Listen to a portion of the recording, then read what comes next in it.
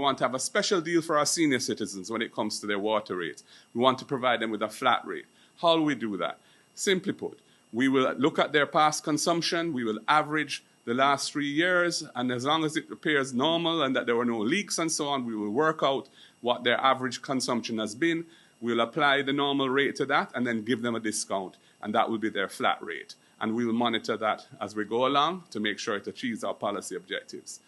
Next item is the matching grant to businesses for training. That will be funded out of the HEART NSTA, which is a strong body that gets, on every month, it gets flows coming in from employers, contributing to it, so it has solid resources and it can afford to do this matching program out of its resources without being a charge on the budget.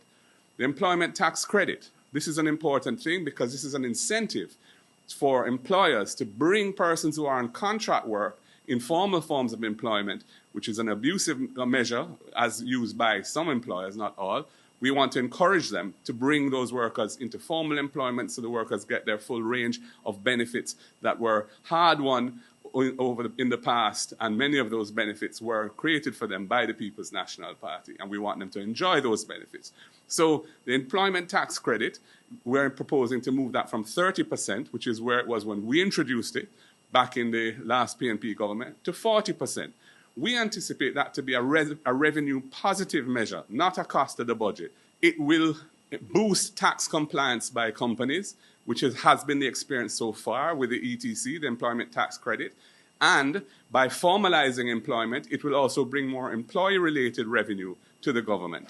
When the ETC was introduced 10 years ago, a significant growth in corporate taxes were experienced as a result of that tax incentive.